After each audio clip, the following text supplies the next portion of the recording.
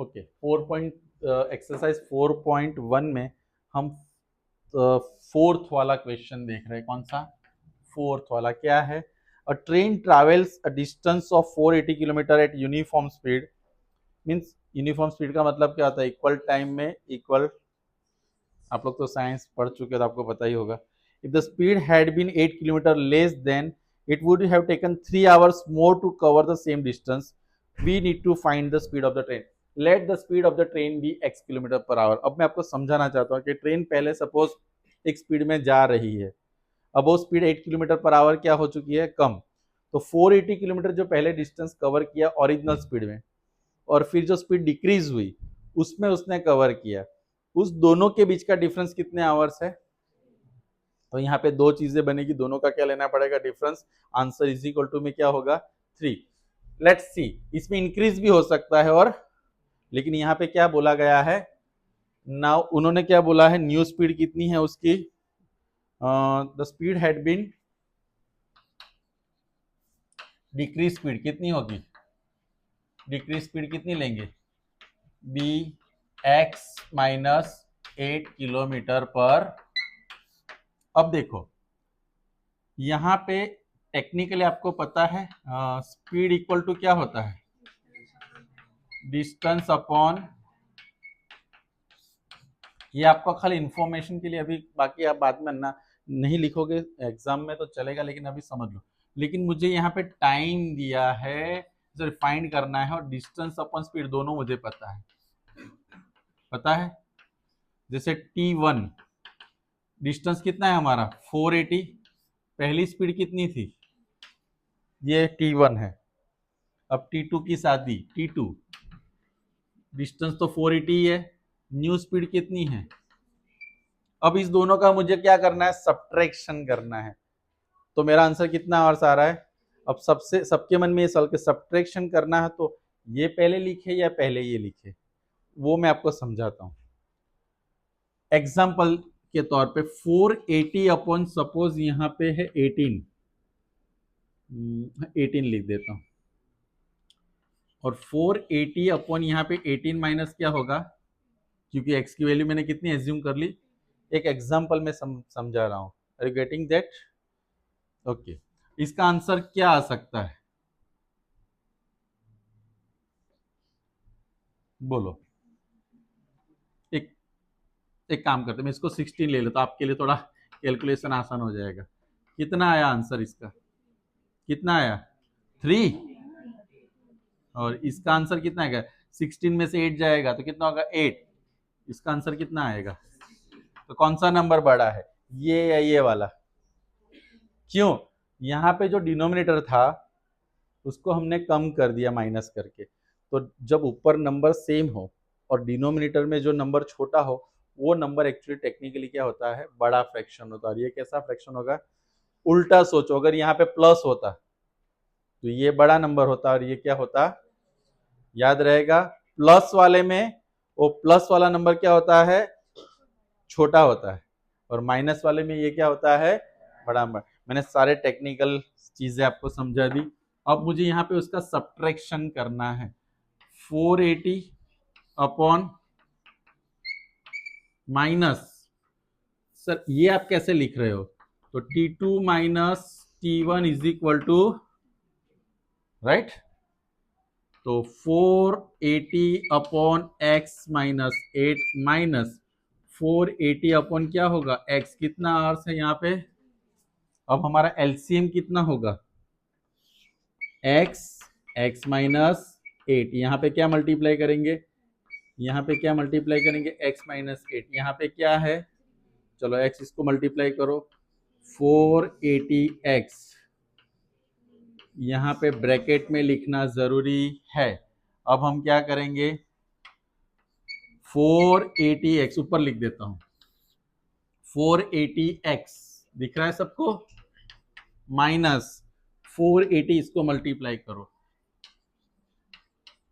Minus 480 का 8 से multiply कितना होगा? सॉरी,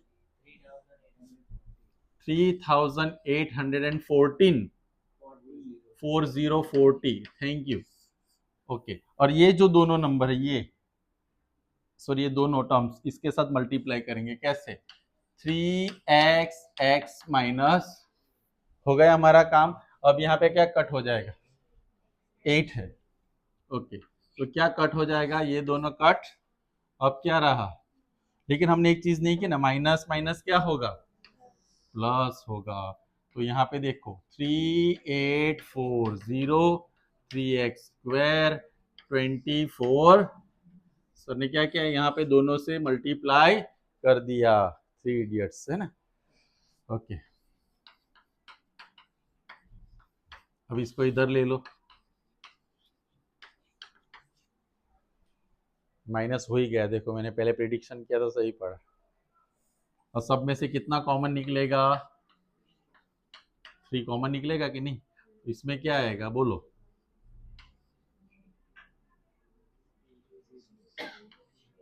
1280 का फैक्टराइजेशन करो, क्या आंसर कितना आए, -8। तो कैसे करेंगे, कल भी मैंने बोला था 128 इंटू 10 कर दो, फैक्टराइजेशन किसका करो, 128 का। 128 का तो बहुत इजी है, कितना है, 2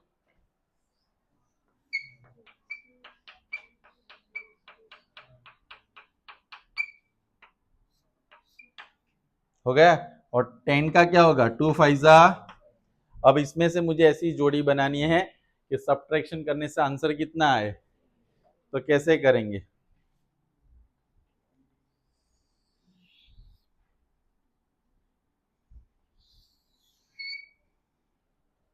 आ रहा है आंसर कि नहीं आ रहा है, 2 2 4 2 8 2 16 2 5 2 5 2 40 कौन है, मैथ्स कब ढूंढा, ये 40 आ गया, कितना आ गया, तो ये मेरे दो फैक्टर्स हो गए।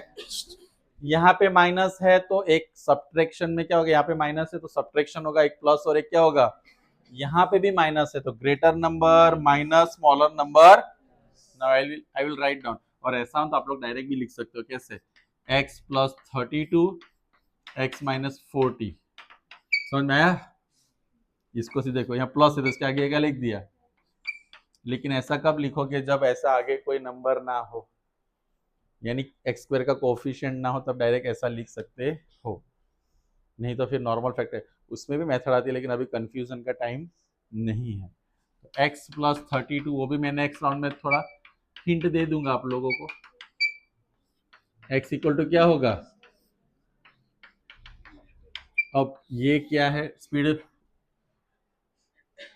Sorry time, speed, okay, speed क्या नहीं हो सकती है, नेगेटिव, नहीं तो उल्टी ट्रेन जाएगी लेकिन उसमें भी स्पीड तो प्लस ही होगी। साइंस में होता है नेगेटिव साइन का मतलब ऑपोजिट डायरेक्शन होता है, आपने पढ़ा होगा। सर क्या पढ़ा नहीं पढ़ा, x = कितना आया, तो स्पीड ऑफ द ट्रेन क्या होगा, 40 किलोमीटर पर, और दूसरी स्पीड कितनी होगी, 40 - 8 32, 480 को 40 से डिवाइड करो, अलग अलग आंसर आ रहा है सर, 480 को 40 से डिवाइड करो 12, 480 को कितना, यहाँ कितना था, हाँ 32 से डिवाइड करो, कितना होगा, कितना होगा 15, पक्का, तो 15 - 12 क्या हो गया।